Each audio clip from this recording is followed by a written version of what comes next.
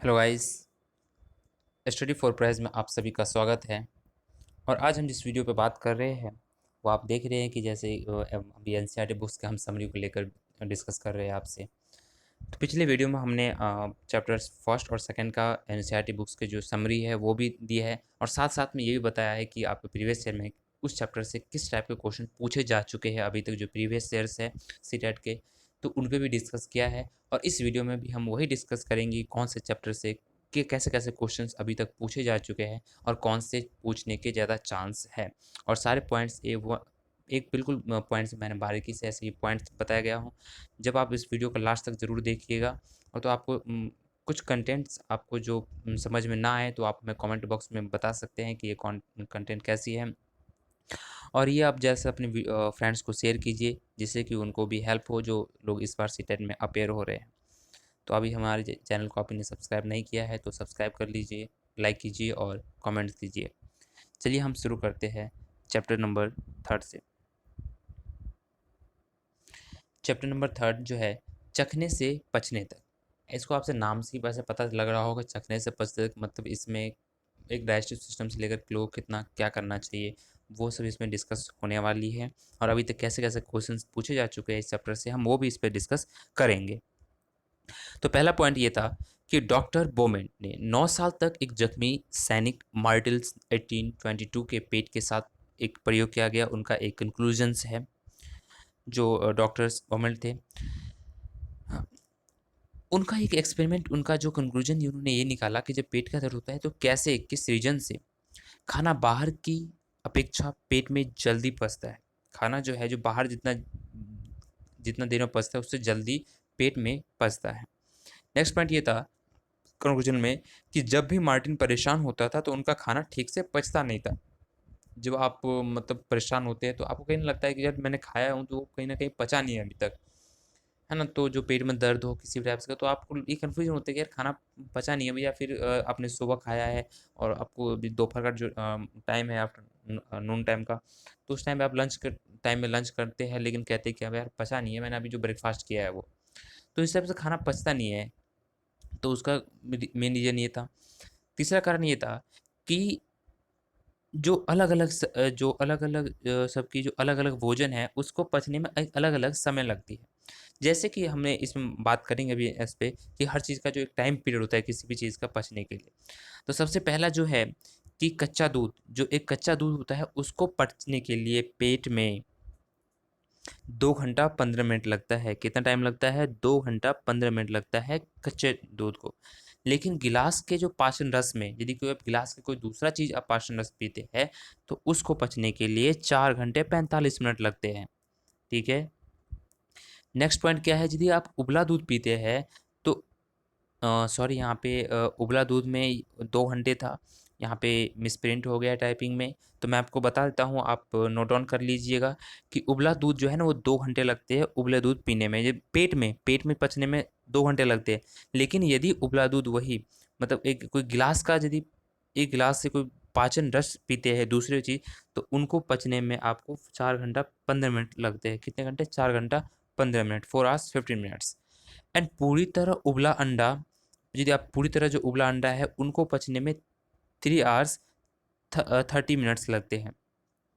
और यदि वो ये वहीं पे यदि पूरा गिलास पाचन रस की बात करें हम, तो वो 8 घंटा में पचता है पूरे गिलास के पाचन रस में।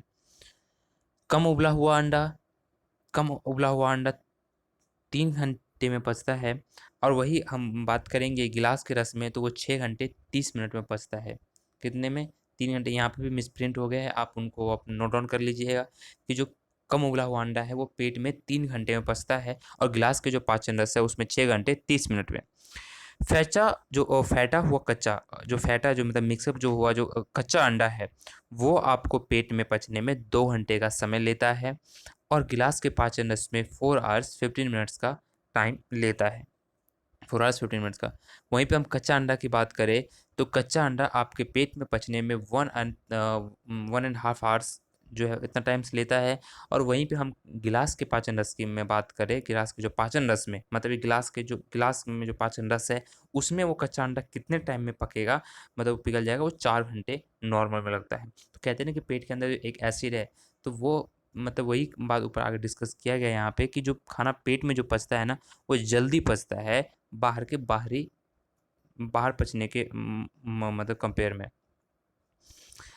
हमारा पेट खाने को पचाने के लिए इसे खूब घुमाता है, मतलब एक रोटेशन होती है, घूमता रहता है पेट में। यदि किसी को जुकाम है तो उसे खाना बेस्वाद लगता है, मतलब किसी को यदि जुकाम वगैरह हो रखा है तो उनको खाना अच्छा नहीं लगता, कहते हैं कि ना टेस्टी नहीं है। आपका कितना भी टेस्टी हो लेकिन वो कहेगा कि टेस्टी नहीं है, क्योंकि वो एक बीमार है। हाँ, उनको एसिडिटी कहते हैं, जो उनको है ना खाना पचता नहीं हो तो उसको क्या कहते हैं, एसिडिटी। उनको क्या कहते हैं, एसिडिटी कहते हैं। थर्ड पॉइंट ये है कि कालाहांडी ज़िला कहाँ पे है। कालाहांडी ज़िला आपको जो डिस्ट्रिक्ट है कालाहांडी, तो वो एक उड़ीसा में है। और इन डिस्ट्रिक्ट में चावल सबसे ज़्यादा होती है। यहाँ पे क्या सबसे ज़्यादा क्या होती है, चावल सबसे ज़्यादा होती है। क्या होती है ऐसे यहाँ पे, चावल सबसे ज़्यादा होती है, और दूसरे राज्यों में इनको मतलब ये एक्सपोर्ट की जाती है, यहाँ पे बेचा जाता है। ये क्वेश्चन आपको प्रीवियस ईयर चैप्टर्स में मिल जाएंगे। प्रीवियस ईयर जो क्वेश्चन पेपर है उनमें भी ये चैप्टर्स में जो पूछे गए क्वेश्चन है वो ये क्वेश्चन थे। आप इनको आप नोट डाउन भी कर सकते हैं। जो नेक्स्ट पॉइंट थे, हमारा जो नेक्स्ट चैप्टर्स है वो फोर्थ चैप्टर्स है। खाए आम 12 महीने। आपको इससे नाम से लग रहा होगा खाए आम 12 महीने, मतलब से आम मतलब एक पूरे साल तक कैसे खा सकते हैं। आपने एक एडवर्टाइजमेंट मतलब टीवी वगैरह पे ऐड भी देखा होगा स्लैश का, फ्रूटी का।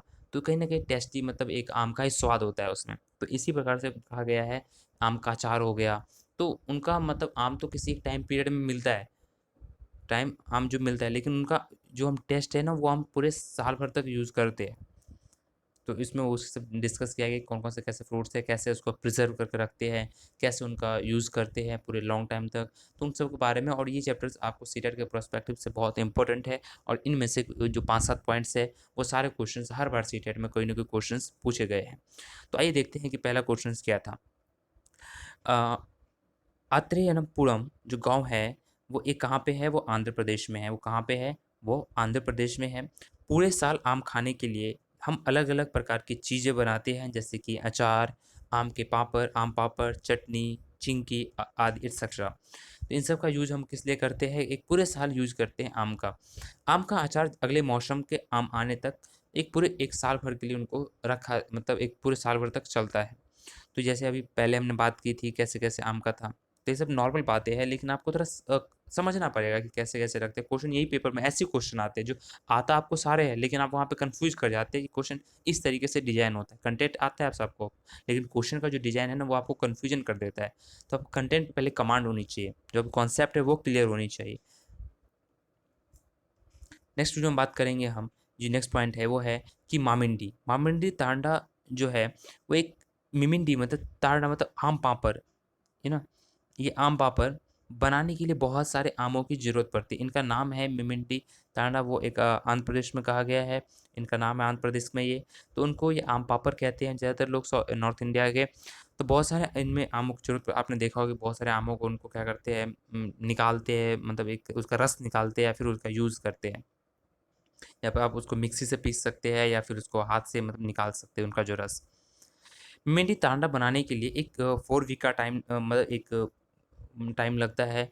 और वो आम के जो गुद्दों की जो परत की तह एक सुखाई जाती है जब तक कि वह 4 सेंटीमीटर या 4 सेंटीमीटर्स तक एक मोटी पूरी ना हो और एक सुनहरी बिछौनी की तरह नहीं होती है। मतलब कि अ, इसको हम ऐसे कह सकते हैं कि जब आम का उसका रस निकालते हैं ना, तो उसको लेयर बाय लेयर कहते हैं। लेयर बाय लेयर डालते हैं। जब 3 लेयर, 4 लेयर, 5 लेयर, 6 लेयर आपको जितनी उसकी मोटी जो रखनी हो। मिनिमम इसका जो 4 टू 5 सेंटीमीटर रखते हैं तो अच्छा लगता है उनको खाने में। तो इनको ज़्यादातर लोग यूज़ करते ही हैं। आपने देखा होगा आपके घर में कैसे-कैसे उसका आम पापड़ बनाते हैं।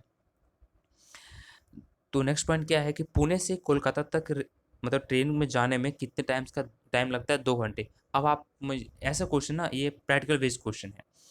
तो आपको पेपर में आएगा कि पुणे से लेकर कोलकाता जाने में कितना टाइम लगता है। तो आप यदि कभी ट्रेन से सफ़र कर चुके हैं तो आप अपने हिसाब से टाइम बता देंगे वहाँ पे मेंशन होगा। लेकिन क्वेश्चंस एग्ज़ामिनर ये नहीं पूछेगा कि आप अपने व्यूज़ बताइए या आप आंसर बताइए। ये एनसीईआरटी बुक्स में ये एक दे रखी है ये जर्नी। जर्नी के बारे में बच्चों को बताया गया है। तो ऐसा से ये मतलब प्रैक्टिकल क्वेश्चंस है। तो आपको ये सब पॉइंट्स ध्यान में रखने की ज़रूरत है कि पुणे से कोलकाता तक जाने में कितना टाइम लगता है, 2 घंटे। आपके भले ही 1.5 घंटा लग गया हो, भले ही आपको 4 घंटे लग गए हो, उ उनसे एग्ज़ामिनर को मतलब नहीं है। ये सीटेट में बच्चों का जो स्टोरी टेलिंग है, उस स्टोरी से क्वेश्चन पूछा गया है। तो आप फिर बाद में उस क्वेश्चन पे आप ऑब्जेक्शन नहीं उठा सकते हैं। जो नेक्स्ट पॉइंट क्या है कि काँच के घड़े और शीशे, मतलब जो काँच होती है ना, उसके घड़े होती है और ये शीशमों की, मतलब उसमें अचार भरने के लिए पहले उन्हें अच्छी तरह सुखाया, धूप में सुखाया जाता है। अब देखिए आगे मैं इसे अभी रुक स्टॉप कर रहा हूँ, क्योंकि सीरियल में यहाँ से ये क्वेश्चन ये आया था कि हम आम के अचार को कैसे प्रिज़र्व करते हैं। 4 ऑप्शन दे दिए, ऐसा क्वेश्चन। यही क्वेश्चन इस तरीके से डिज़ाइन हुआ अगले दूसरे साल में कि काँच के जो शीशे जो है, तो उन हम अचारों को काँच के शीशे में क्यों रखते हैं? इसलिए ये क्वेश्चन। तो यहाँ पे मेन बात है, और उनको फिर हम रखने से पहले क्या-क्या प्रोसेस बताइए। तो उनको हम अच्छी ऐसे 3 क्वेश्चन इस टाइप के बन आए हुए क्वेश्चन आपके सीटेट के प्रीवियस ईयर में।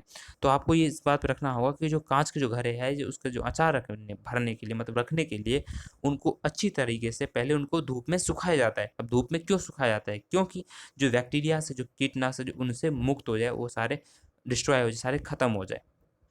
ठीक है? तो ये चैप्टर्स आपके 4th से जो क्वेश्चन्स थे, 4-5 पॉइंट्स थे, उनको मैंने डिस्कस किया है, जो सीटेट में ये ऐसे क्वेश्चन्स आपसे आए हुए हैं। अब नेक्स्ट चैप्टर बात करेंगे हम। नेक्स्ट चैप्टर जो है हमारा, वो 5 है, 20-20-20। ये चैप्टर्स पूरे एक्सपेरिमेंट को बेस्ड क्वेश्चन है, एप्लीकेशन बेस्ड चैप्टर्स है। ये 20-20 बच्चों को इस पे आपको कनेक्ट डेली लैब से कनेक्ट करके हर चीज़ बतानी है। और उसी बात पे मैं अभी, ये बहुत इंपॉर्टेंट है आपके सीटेट के पर्सपेक्टिव से भी और टीचिंग एप्टीट्यूड, मतलब टीचिंग के पॉइंट ऑफ व्यू से भी। तो सबसे पहले मैं आपको बता रहा हूँ ये कि शिकारी पौधे, अब आपने अभी तक नाम सुना होगा कि शिकारी जो एक ह्यूमन बीइंग भी होता है, लेकिन अब जो है एक शिकारी पौधे भी होते हैं। अब देखते हैं कैसे कौन-कौन से पौधे होते हैं। कुछ पौधे पौधे भी ऐसे होते हैं जो चूहों को, मेंढकों को, कीड़े-मकोड़ों को और छोटी जीवों का शिकार करते हैं। इनके की फीचर्स प्लांट निफेथिंस। ये जो है निफेथिंस, वो सबसे ज़्यादा मशहूर का है, वो कहाँ पे है? ऑस्ट्रेलिया में, इंडोनेशिया में और भारत के मेघालय राज्य में सबसे ज़्यादा ये फ़ेमस है। तो आप ये क्वेश्चन आपको सीटेट के मतलब हर साल मिल जाएँगे कि कौन से, मतलब क्या है, मतलब निफेथिंस क्या है, उनके कैरेक्टरिस्टिक के बारे में, या कीड़े-मकोड़े कौन से पौधे खाता है। तो इस टाइप का इसका आंसर एक ही है, निफेथिंस। वो फ़ेमस कौन-कौन से कंट्री में फ़ेमस है, ये भी आया हुआ है, तो आपको ध्यान रखना होगा कि ऑस्ट्रेलिया, इंडोनेशिया और भारत के जो इंडिया है, वो मेघालय राज्य में। क्योंकि देखिए आप उधर से चलिए, जब आप ऑस्ट्रेलिया के सबसे पहले आइए, ऑस्ट्रेलिया के बाद इंडोनेशिया जो हमारा सी है, वहाँ से, और उसके जस्ट ऊपर हल्का-सा आप आएँगे, देखिए एक यहाँ पे क्या है, एक ऑस्ट्रेलिया, ये पूरा यहाँ पे एक इंडोनेशिया है, और ऐसे करके यदि आप भारत की बात करते हैं, ऐसे करके जब पूरा ऐसे बनता है ये, तो ये बांग्लादेश ऐसे करके, तो यहाँ पे एक मेघालय है और इंडोनेशिया यहाँ पे है और ये ऑस्ट्रेलिया है। तो आप इस पे ऐसे याद रख सकते हैं कि ऑस्ट्रेलिया, इंडोनेशिया और मेघालय, ये 3 जगह ना ज़्यादा ये फ़ेमस है। तो आप इस बेल्ट के हिसाब से आप इसमें याद रख सकते हैं। नेक्स्ट पॉइंट पे हम बात करेंगे। मेघालय फ़ेमस है। इसका आकार मैं इसकी ये भूल गया इसका बता दूँ कि इसका जो आकार है, एक लंबे घोड़े जैसा होता है। इनके ऊपर पत्ती का ढक्कन होता है और घरे का एक ख़ास, मतलब खुशबू निकलती है इसके अंदर से, उसकी जगह से कीड़े खींचे जाते हैं और पौधे उनके ऊपर मतलब कि फांदर फजर जैसे ऐसे देखिए। ये जो होता है क्या इस वे में होता है। ये ऐसे पौधे होता है ये, ऐसे होता है ये, और इनके ऊपर ना एक ढक्कन, ऐसे ऐसे ढक्कन होता है। तो जैसे ही इधर से इनके अंदर से खुशबू निकल रही होती है, तो मेंढक्स वगैरह जितने सारे वो कीटनाशक मतलब कीट वगैरह हैं, जो कीड़े-मकोड़े हैं, चूहे वगैरह हैं, तो ये लोग क्या करते हैं, ये लोग इधर अट्रैक्ट होते हैं इनकी तरफ और ये सीधा ऊपर आते हैं, क्योंकि ये सारा बंद है, तो इधर से वो जब आएँगे तो ये इनका खुला होता है। जैसे ही वो अंदर आते हैं, इसको ऊपर से तुरंत बंद कर देते हैं ये बंद कर लेता है और सारे वो अंदर मर जाते हैं, इनको खा लेते हैं। तो इस टाइप्स का ये पौधा है निपेथियंस। नेक्स्ट वन बात करेंगे हम वोल्फो। वोल्फो की एक स्टोरी है, ये भी बहुत इंटरेस्टिंग स्टोरी है। यदि आपने पढ़ा होगा तो, नहीं पढ़ा तो इसमें मैं इसका जो इम्पोर्टेंट जो समरी है वो उसके बारे में आपको बता रहा हूँ। जो वेल्फेयर की स्टोरी हम बात करेंगे, ये एक्सीडेंट जो है ये 1948 की है। कब की है ये? 1948 की है। एक दिन जॉर्ज मिशेल ने अपने कुत्तों के साथ शहर, मतलब एक वॉक के लिए लौटे, तो उसने पाया कि उन दोनों एक जो दोनों पे जो बीज है वो चिपके हैं। इन बीजों को उसने अपने कपड़ों पर चिपक कर देखकर वह हैरान रह गए। उन्होंने एक माइक्रोस्कोप लिया और उन्होंने निकाला अपने उन बीजों को बारीकों को देखने के लिए बीजों की छोटी-छोटी हिक थे। क्या थे वो? छोटी-छोटी हुक थे और उनकी मदद के लिए बीज जो है कपड़ों के रेशों पर अटक गए थे। और ये देखने में एक मेस्टर्स को एक आइडिया आया कि यार वेल्फो बनाने का उन्होंने एक ऐसी छोटी मतलब हुकों को एक ऐसी पदार्थ था जो चिपक जाते थे। मतलब ये मेरा कहने का मतलब ये स्टोरी है, इससे मैं आपको ऐसे वर्बली बता रहा हूँ कि जब आपने शूज़ में वो आपने देखा होगा कि चीज़ आपने चिपकने वाला जो शूज़ होता है ना, तो आपने तुरंत उसे झट से निकालते हो, चिपक ऐसा निकल जाता है और चिपक जाता है।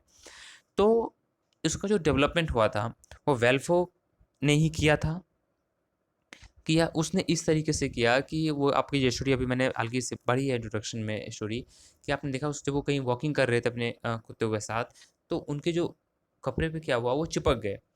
अब फिर वो चिपक गए तो वो हटने उन्होंने फिर माइक्रोस्कोप से देखा और उन्होंने माइक्रोस्कोप से देखते बहुत बीजों की बहुत बारीकी देखी और छोटे-छोटे उन्होंने कुछ रेशे अटक गए थे, हुक देखी, तो उनसे ही वो आइडिया उनको डेवलप हुआ। उनके साथ जब उन बहुत सारी चीज़ों को उनको चिपकाने लग गया ना, तो वो एक चिपक रहे थे बार-बार, उन्होंने फिर उसको कपड़े में यूज़ किया उनके जो चिपकने वाली चीज़ थी, तो उनको जो हुकों को छोटी-छोटी हुक थी, तो उनको यूज़ करते-करते फिर आपने आज के समय में इतना हो गया कि वो जूते, बैग बेल्ट एटसेट्रा में इनका यूज़ होते हैं। एक बहुत अच्छा तरीका है ये प्रकृति से एक प्रेरणा लेने की है जो मैंने पिछले वीडियो में बात की थी आपको कि प्रकृति प्रेम बनिए, है ना? प्रकृति प्रधान है, मानव गौण है। तो ये जो कॉन्सेप्ट है तो आप इसको कहीं न कहीं डेवलप कीजिए और इस पे आपको काम करने की ज़रूरत है। तो जो प्रेरणा थी वो यहाँ से इनको डेवलप हुई थी। दूसरी बात हम ये बात करेंगे कि भारत में मिर्ची, जो आप मिर्ची हम लोग खाते हैं, तो वो कहाँ से आई? वो एक साउथ अमेरिका, लैटिन अमेरिका के जो ट्रेडर्स थे, जो व्यापारी थे, वो लेकर इंडिया में आए थे। दूसरा है कि टमाटर, आलू और हरी मिर्च, वो कहाँ से डेवलप हुआ है? वो हमारे साउथ अमेरिका से ही डेवलप हुआ है। गोभी, मटर वो कहाँ से आई है? वो यूरोप से आई है। गोभी, मटर कहाँ से आई है? वो यूरोप से आई है।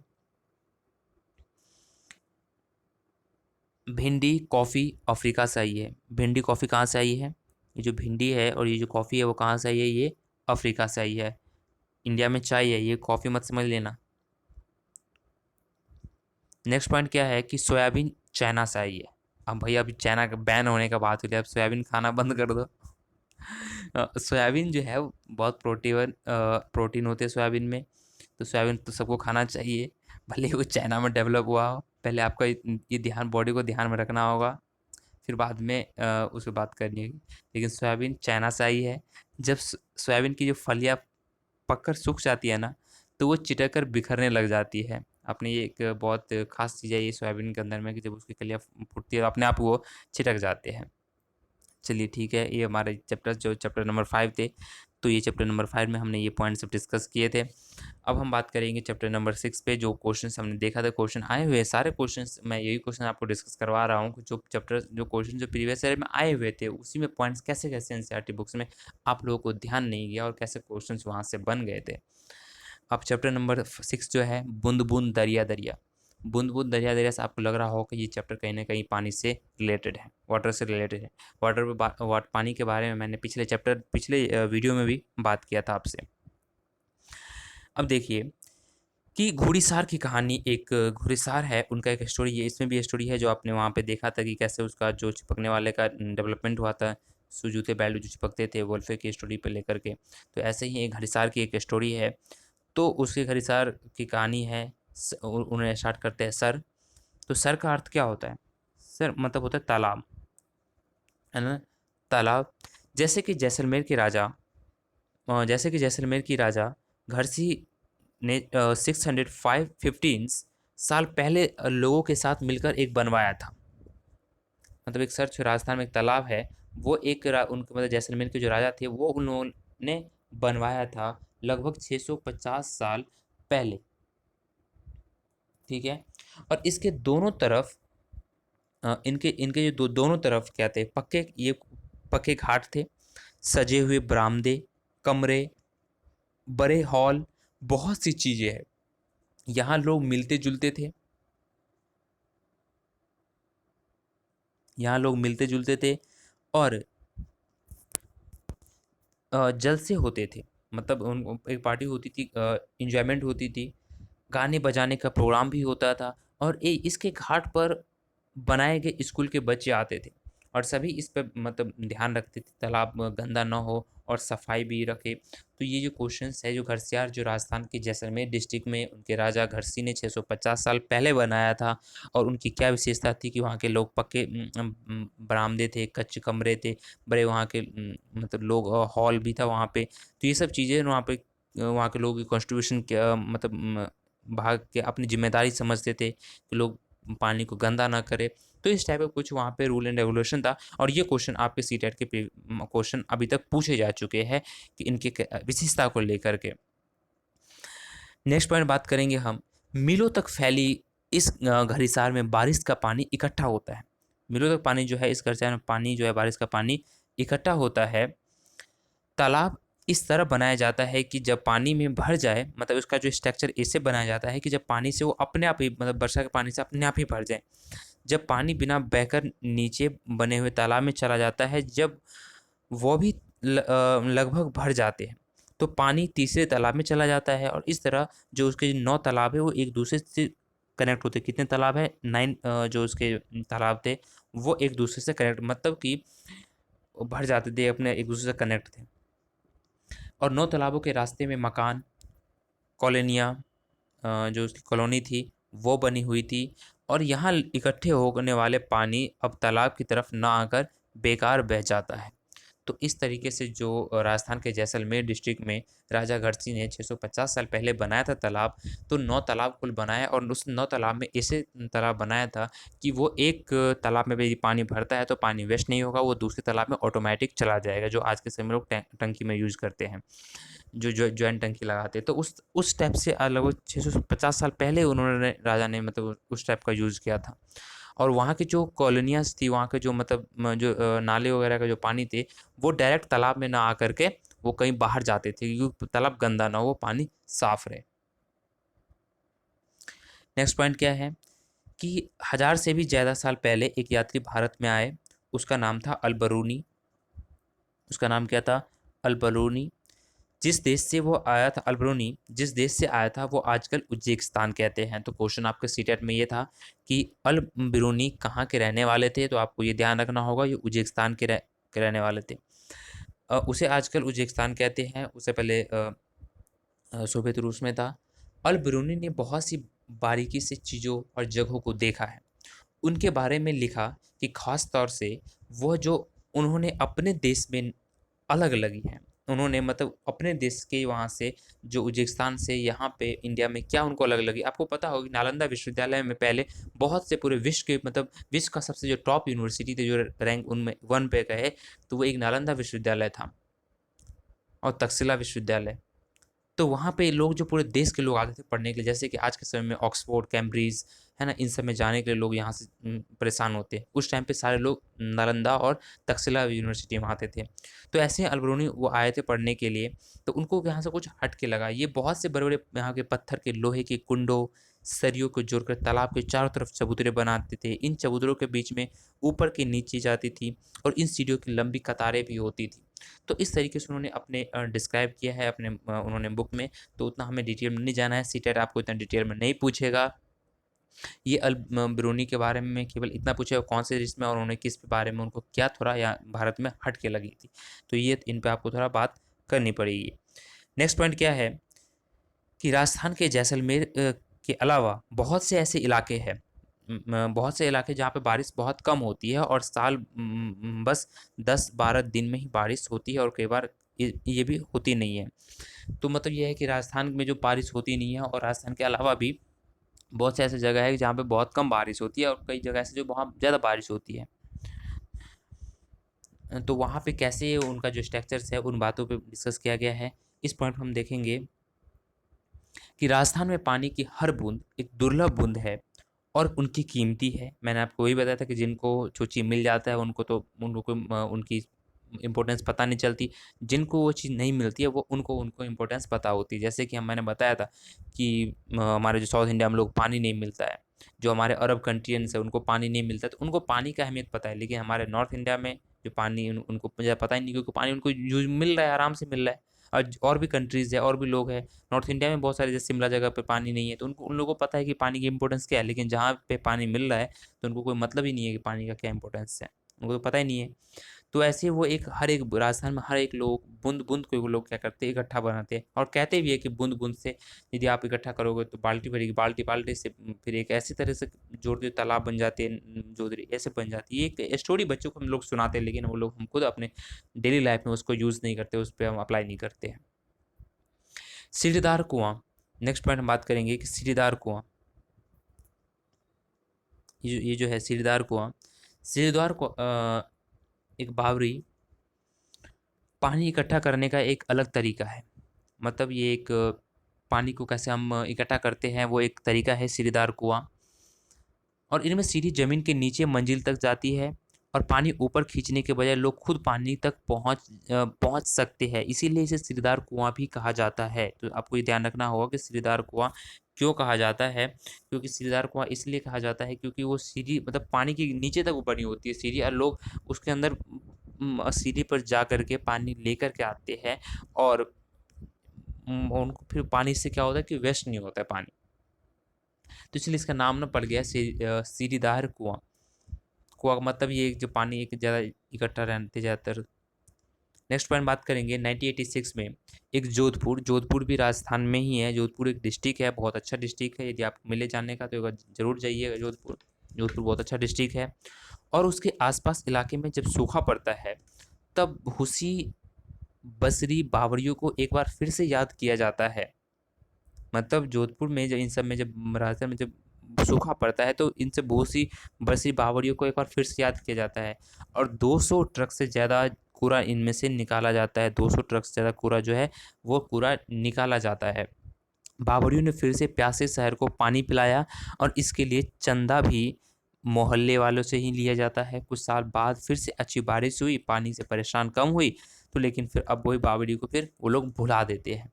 तो जैसे कि अभी हमने बात की थी। तो राजस्थान में जब मैं राजस्थान में मतलब जैसे मतलब ये जोधपुर गया था, तो वहाँ के लोगों से जब मैंने बात की तो वहाँ के लोगों ने कहा कि हमारे बच्चों को तो ये भी नहीं पता है कि ये बारिश जो होती है ना वो ऊपर से बारिश होती है। जब कहीं उनको 10 साल 12 साल तक बारिश नहीं होती है, जब 15 साल के आसपास या 13 साल की हो जाती है तो पूछते हैं पेरेंट्स से कि पापा ये क्या हो रहा है, ऊपर से क्या गिर रहा है ना? कौन ऐसा कर रहा है? तो कहते हैं बेटा ये वर्षा हो रही है।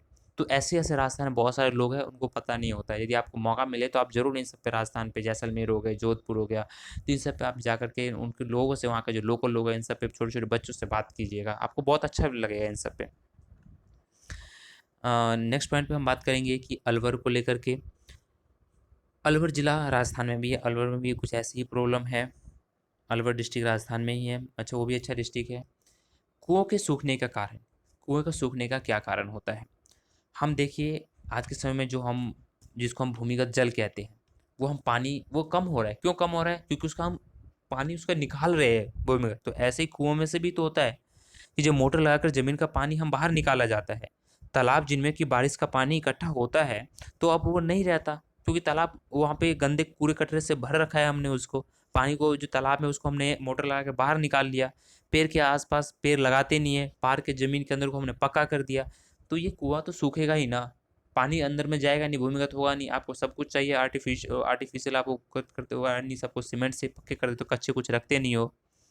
तो इन सब से तो आपको प्रॉब्लम होगी। पानी जब अंदर जाएगा नहीं तो पानी फिर आप कैसे उम्मीद करते हो? जब अंदर के लिए आपने सब कुछ रास्ते बंद कर दिए, लेकिन आप चाहते हो कि हम जो जो सामान है अंदर जो पानी है उसको हम बाहर निकालें।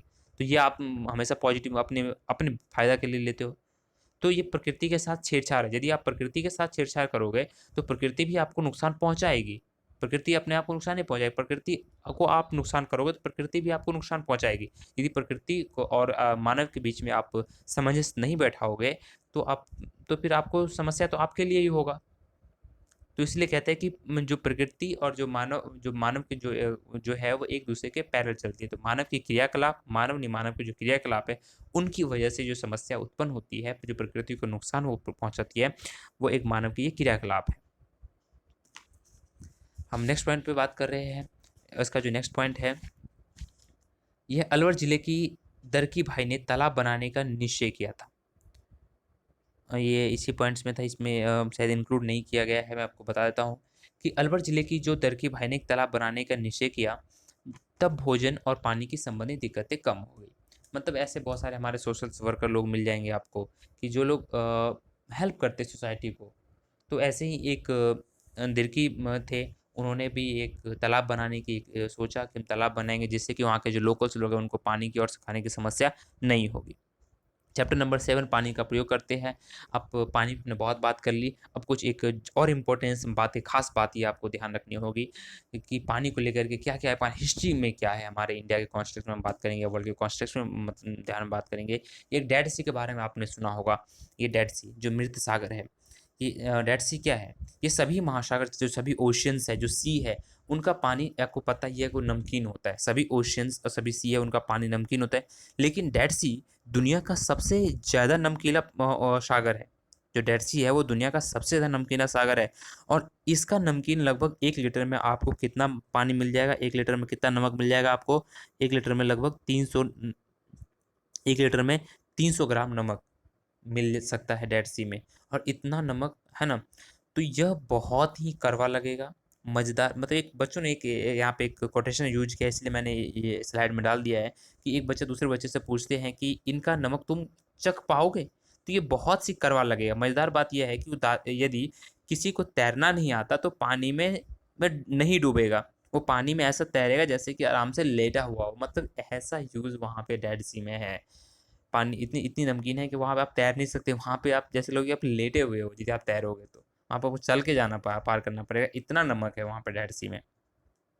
इसी तरफ से हमारे गांधी जी ने दांडी मार्च शुरू किया था। नमक सत्याग्रह, जो नमक आंदोलन को लेकर हुई थी दांडी मार्च। ये घटना हमारी जो इंडिया में है वो 1930 में हुई थी। ये कारण ये था कि जब आज़ादी से पहले आपको पता होगा कि ब्रिटिश पीरियड्स था। मतलब आज़ादी के टाइम से पहले जो ब्रिटिश के लोग थे, जो अंग्रेज़ी लोग हमारे ऊपर शासन कर रहे थे, उन्होंने नमक के ऊपर जो सबसे ज़्यादा टैक्स लगा दिया, इतने भारी टैक्स लगा दिया।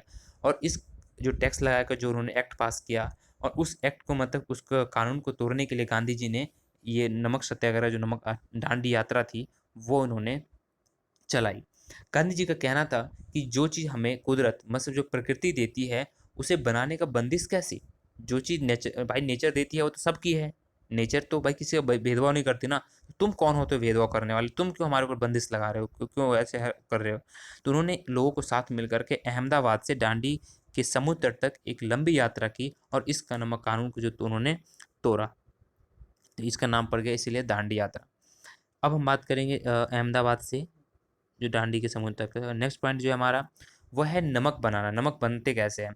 नमक आपने, यदि आपको गुजरात जाने का मौका मिले तो एक बार ज़रूर जाइएगा। वहाँ पे आपको बहुत अच्छा लगेगा देखने के लिए कि नमक कैसे बनता है। वहाँ पे क्या करते हैं वहाँ के जो लोग, जो वर्कर हैं, वो पानी के जो एक जो रूरल्स एरिया के जो गाँव के लोग हैं, उनको बहुत जल्दी समझ में आएगा, क्योंकि जो खेत होती है तो एक डाइवर्जन होती है, एक बाउंड्री होती है जो बटी होती है। तो ऐसी ना क्यारी टाइप में जो बाउंड्री वहाँ पे लोग बना देते हैं मिट्टी से, और उसके अंदर क्या करते हैं, वो समुद्र के पानी है वो उनमें ट्रांसफ़र कर देते हैं, वो उनमें भेज देते हैं, जो गड्ढे होते हैं उनमें भेज देते हैं।